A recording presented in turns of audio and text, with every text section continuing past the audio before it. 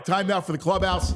Let's bring in to the Clubhouse live in Seattle at his hotel. Where are you staying at there, VG? I am staying at the W, downtown Seattle. Nice. Violations, Greg Caputo, live from Seattle. You look good there, dude. Yo, check out what I found out here. What'd you find? Hey, let's go. Wow, that's awesome. Little Olipop ginger ale. There we go. How is the Olipop ginger ale? I like it. It's probably my favorite of them. It tastes, a little healthy. It tastes like real ginger in there for the gut health. So it tastes good. I like it. Yeah, I'm a ginger ale fan.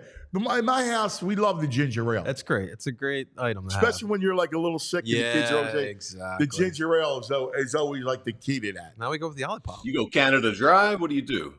So I do it all. She does the Canada Dry. She does the she loves the Seagrams. Seagrams. Yes. A little 7 and 7. Actually. All right. Yes. We're Canada Dry house only.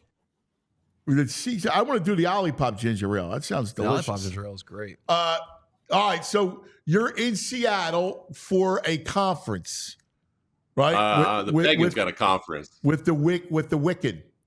Yeah. The Wicked's got a conference. I'm tagging along. The weather's been miserable. It was so cold, windy, and rainy. It looks good today. The sun's out today, so today should be a good day. So what are you going to do? What are you going to walk around? You're going to go hang out? Yeah, you go get some herbal stuff at these legal places, and you wander around the streets a little bit. Go to some dive bars. I was at a great dive bar yesterday called Linda's. It's been around for like 40 years. So, yeah, I'll try and track down another one of those, maybe another nice cocktail bar tonight, maybe, There you go. Seattle's like it's a fun town. I've been there a few times. It's fun. It's a good town. Dude, I'm walking around like a proud peacock with this Phillies hat on. You know how rare it is to walk around when you got the best team in the league? Everyone can just look with envy on you right now. Well, it was funny. I was just talking about this to start the show. Not only are they the best team, but they're unbeatable at Citizens Bank Park. You're talking about what is their overall home record?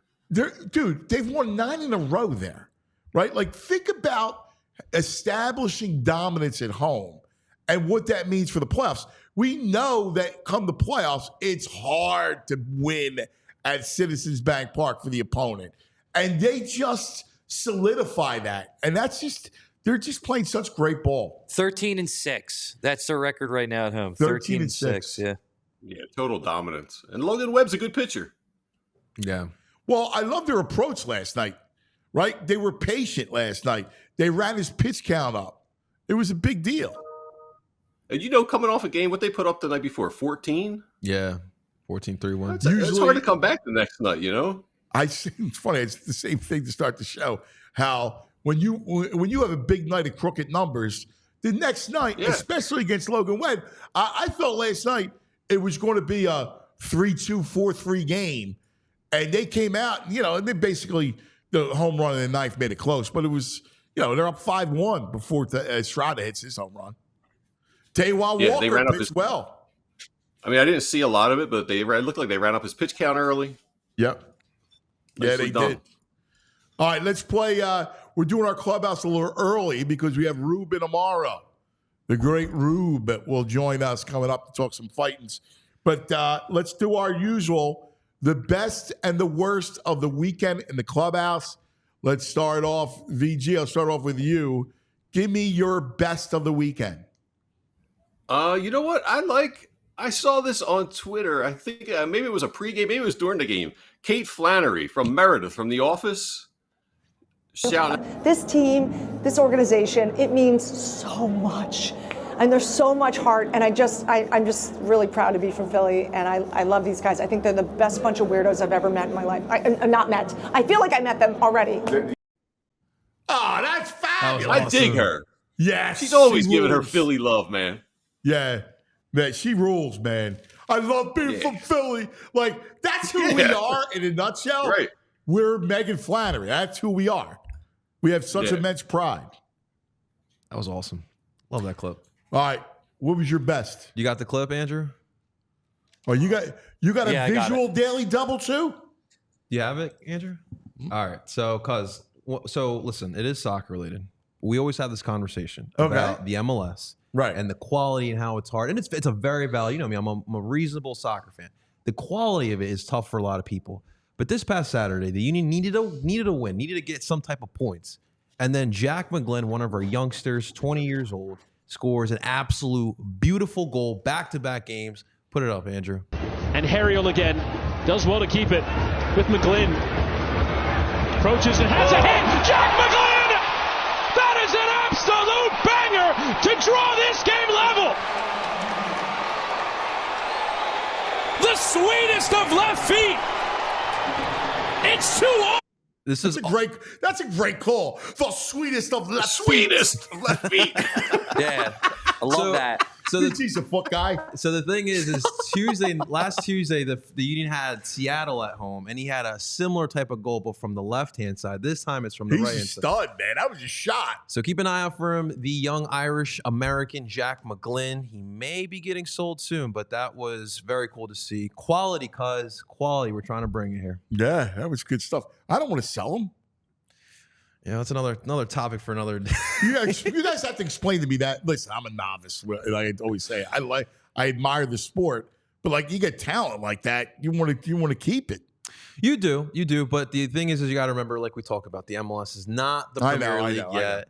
That kid's you should see some of these Brazilian kids. Like these 16-year-old kids are getting sold for like $3-4 million. It's insane. Yeah, that's wild. Wow. Jack McGlynn. All right. Worst of the weekend. What we got, VG? My inability to gamble out in Washington. Come on, this state I can get marijuana anywhere I want. I can't place a bet. Bet Parks has got to get out here and start lobbying this state. Like, what are they thinking? I can smoke weed and order $180 worth of snacks and crazy food, but I can't place a $3 same game parlay. Like, get the hell out of here. Preach. That is that's my worst of my day so far. What are you going to do all week long? When are you coming back? I come back Friday morning. I'm on a red eye. I'll be in the studio, like right off the plane. Look at this guy. What are you going to do? You got to go all week. I got to get my dad. I got to call my dad to get my dad to log into my Bet Parks account and start making bets for me back in PA. Ridiculous. That's awesome, VJ. All right, what's your worst of the week, JP? Right, worst of the week. So, right now on Netflix, which we probably should talk to TV Todd about it on Friday, but looks like our old friend, Mr. Tom Brady's got a roast. He's going to get roasted, right? So this guy. I am so out on the Brady Roast. I saw some of the highlights of it. I guess he didn't like the Bob Kraft joke or whatever, the massage joke. Yeah, but talk about rent-free, because he brought up Philadelphia, right? So this is a quote from him. So he goes, Philly fans are a bunch of racist a-holes, but Kevin Hart's from there. So I understand. And then he goes on to say, Philly has to grease their poles when they win a championship. And how they do that is by rubbing someone from Philadelphia on them. Oh, wow. He went ethnic. Basically called us greaseballs. Yo, dude, Tom Brady called us greaseballs. Yo, dude, I got to get the anti-Italian defamation league on Tom Brady. And he's going to call Philly a bunch of racist asshats. He's from Boston. Like, come on. It's like a city of racist asshats. Racist. Boston. Racist. Right. I saw it Celtics Lakers, Doc. We're not like that. It's horrible. Nah. We're like the most diverse city in the big city in the top 10. Foes. Yeah, right. Foes. You bastard.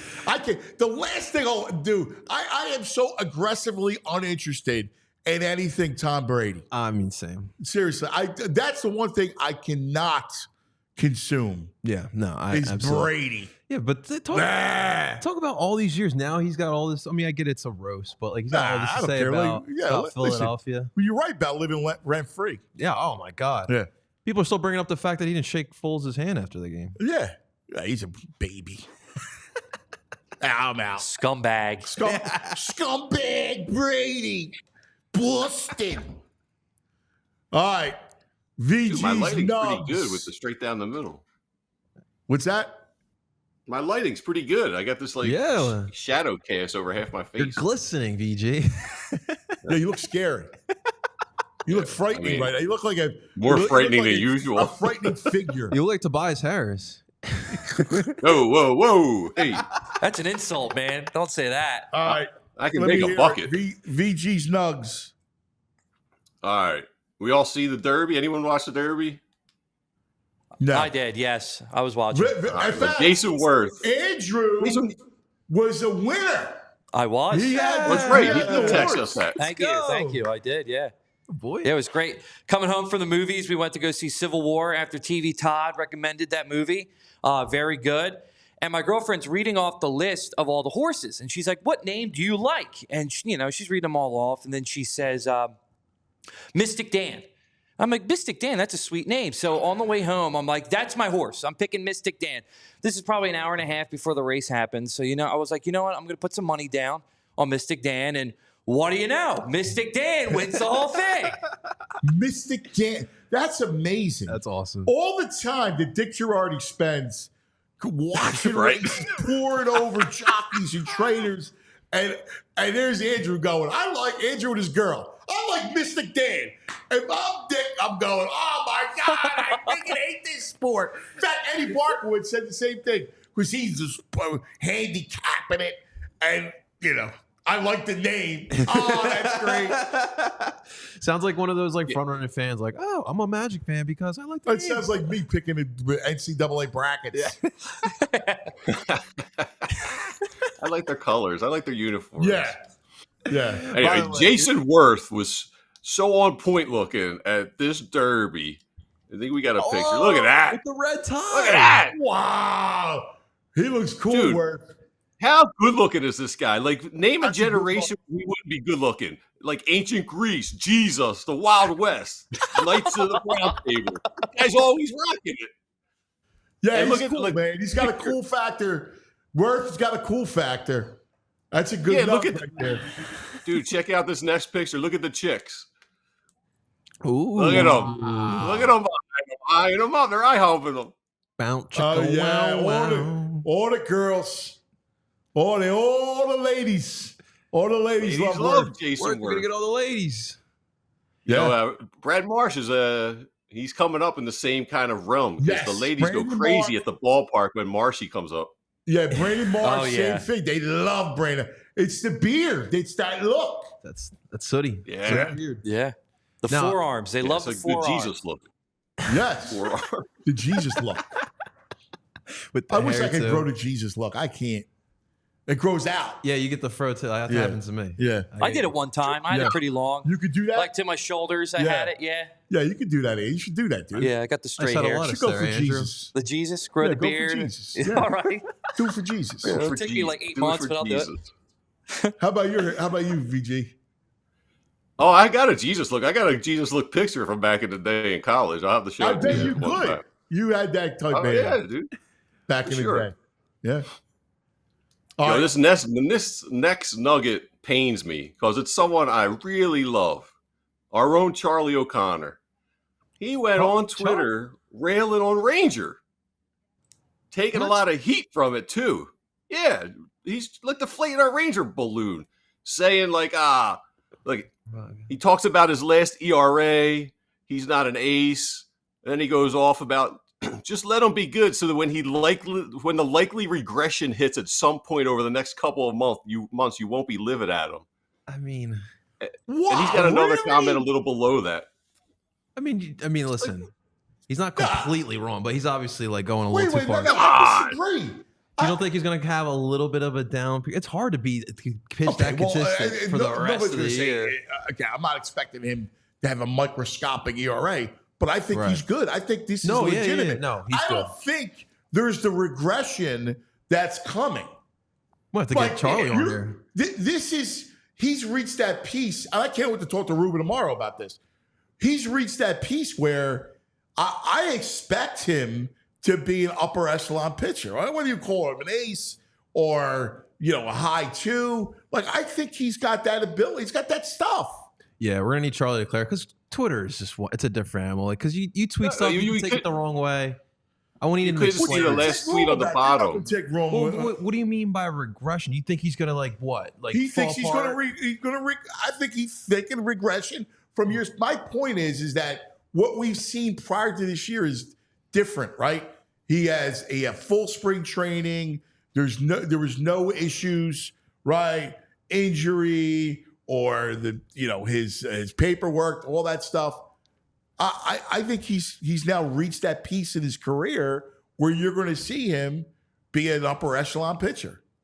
Yeah, I think so. I just don't think that he's gonna what he's pitching right now is fantastic. He's gonna take a little bit of dip, but I agree. Like he's a good pitcher and he's shown that. No dip. No. Yeah, and the last though, you couldn't see it got cut off. He's like, I love Ranger, but he's not going to keep this up. Come on, just let us enjoy this, Charlie. Come on. Does he have a draft lottery to worry about? Come on, dude. Listen, he's Mr. Logic. He loves, and that's his thing. Again, listen. I understand. I appreciate the logic piece of it, but again, I think he's missing it. I think he's missing the stuff. I think the stuff's legit. I'm telling you, we're gonna get Charlie on here. I think he knows how to pitch. He does. He's listen, ice in the veins. Charlie. No, I agree with you. I mean, look at the playoff runs in the last couple of years and him pitching in the playoffs. He's always been consistent. He's always been one of the more dominant guys in the rotation. And I think, like you said, having that full season underneath him, starting full spring training, this full spring training, exactly. Charlie.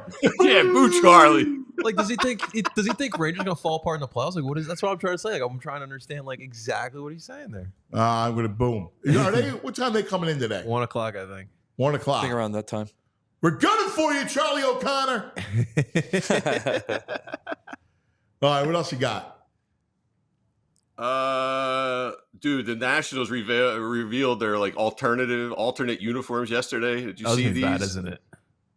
Dude, I mean, a 7-year-old could design these. They're basically all white with a Capitol building with a W on them. Come on. Oh, it's terrible. That's awful. Hideous. That looks like my kid's uni's way better.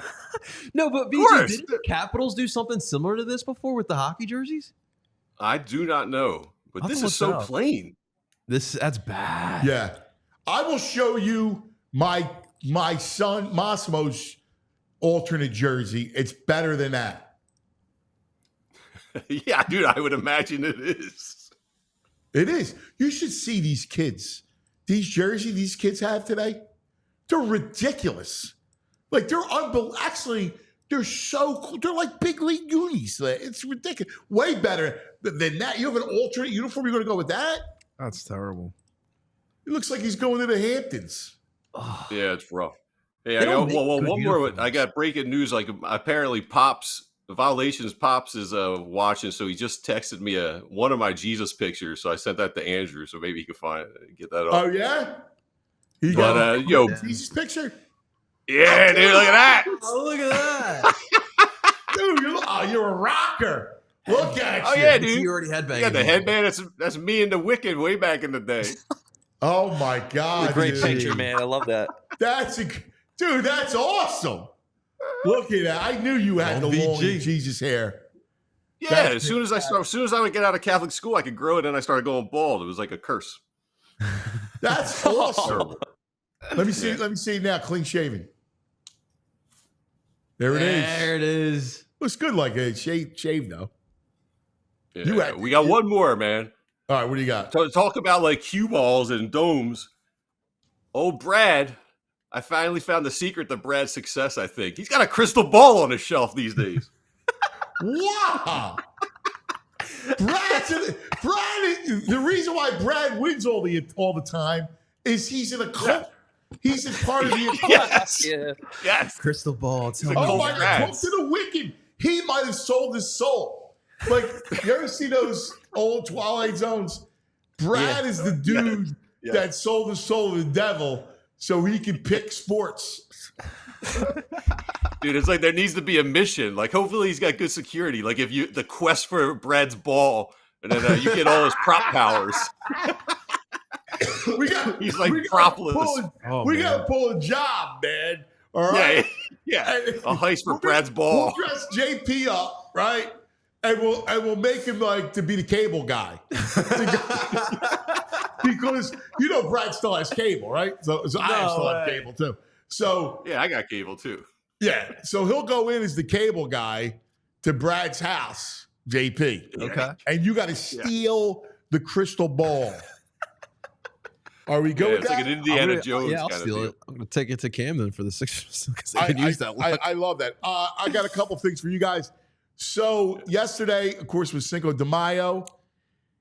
Is there anything better that goes better than the homemade tortilla chip and the margarita? Oh, I mean, I love. Is there a better pairing than those two? Well, what do you eat the chip with first off? Homemade salsa. Like if you got the fresh salsa with the onions and the tomatoes, like the chopped up, like the good stuff. Not good combo. So I like that. The onions and the tomatoes and stuff. Yeah. Pico de gallo. I'm a guac guy. I like the guacamole with the chip. Okay, yeah. I like that. Fresh guac guy. And then I love. I'm just saying, like the margarita yeah. with the chip, whatever your choice of chip dip is. Yeah. I also love a good spicy marg. I love a good spicy margarita with the jalapeno. Yes. Oh yeah, that's my stuff. Yes, That's my choice. Yes, I agree. You're I right. like the hot you're pepper. right. That's a good combo. You got to go like homemade margarita. You can't use the margarita mix. That's it's so easy to make a margarita. You don't need the mix for that at all. The tahini around the brim, you got to do all that stuff. Yes. VG, if you're in the mood for margarita in the city, where are you going?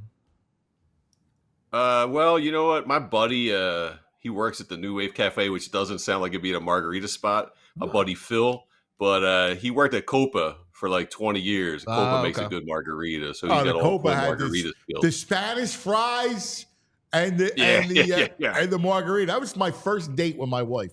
There you go. Oh, Copa? There you go. Wow. I love that. Wow. The my buddy Oscar, who's from Tequilas, and Tequilas at a fire, right? He's now, I got to find the place. It's on like 24th Street. I got to remember, I got to dig it out.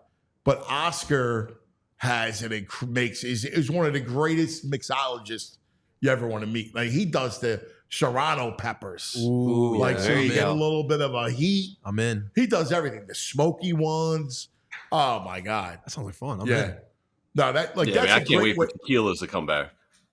Yeah, I know.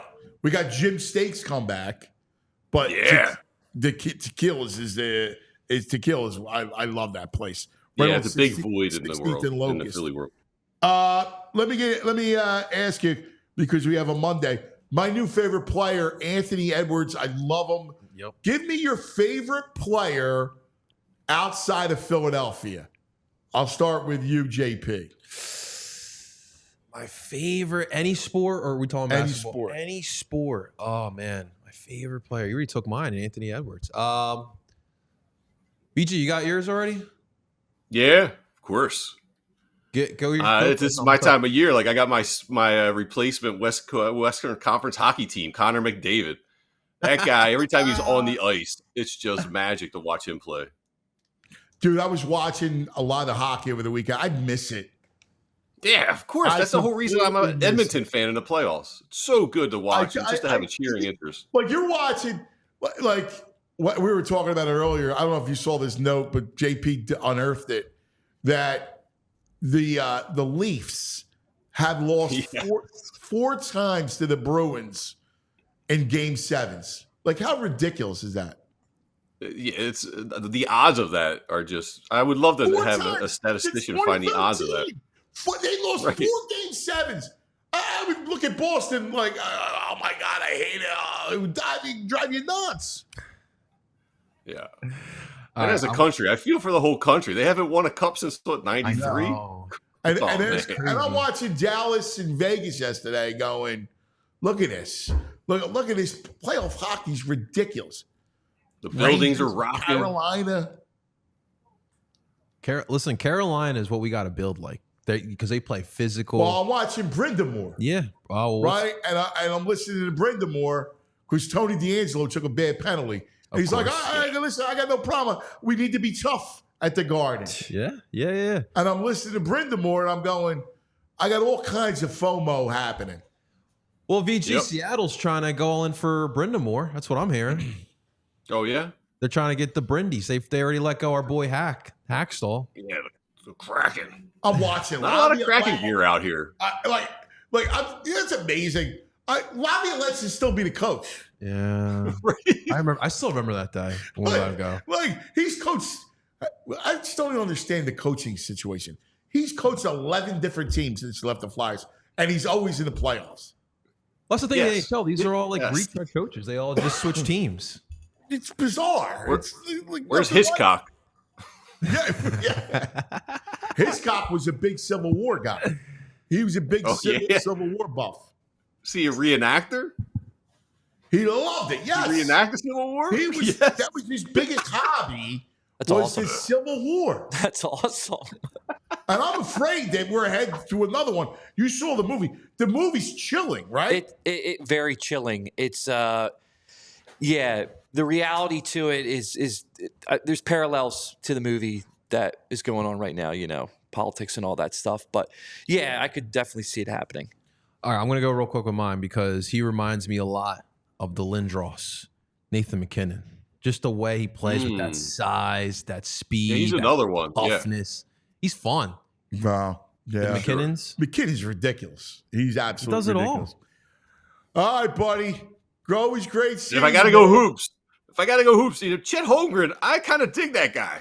He's got a little edge.